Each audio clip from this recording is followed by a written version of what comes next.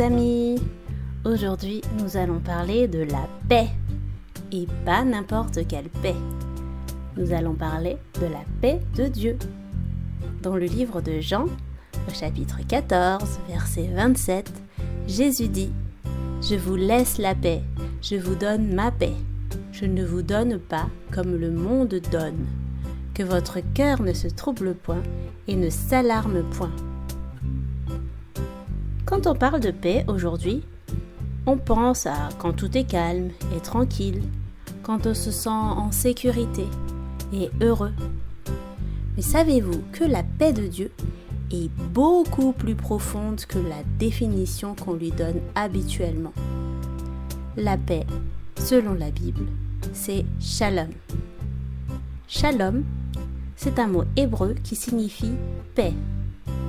La paix n'est pas seulement quand tout est calme et tranquille, mais aussi quand on se sent bien, même quand les choses sont difficiles. Incroyable, non? La paix shalom, ce n'est pas seulement quand il n'y a pas de problème ou de conflit, mais c'est aussi quand il y a la justice, de la bonté, de la prospérité. On peut en quelque sorte dire que c'est une paix qui remplit.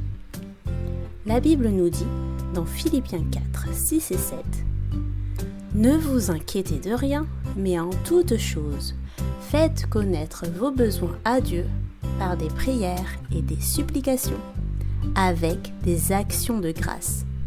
Et la paix de Dieu, qui surpasse toute intelligence, gardera vos cœurs et vos pensées en Jésus-Christ. » En d'autres termes, la Bible nous encourage à ne pas nous inquiéter, mais au lieu de cela, de parler à Dieu de tout ce dont nous avons besoin, en priant, en le remerciant pour ce qu'il a fait.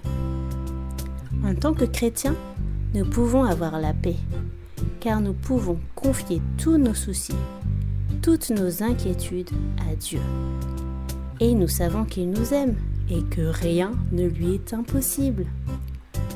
Alors, la prochaine fois que tu fais face à un défi, ou que tu te sens angoissé ou que ça bouillonne en toi, souviens-toi que notre Dieu est un Dieu de paix.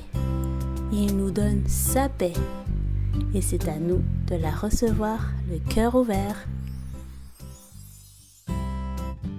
Bible en famille, c'est fini pour aujourd'hui. Retrouvez les références de cet épisode sur notre site bibleenfamille.com et découvrez également d'autres ressources pour petits et grands. Merci de votre écoute. N'oubliez pas de vous abonner et de partager ce contenu s'il vous a plu. Et on se dit à très bientôt!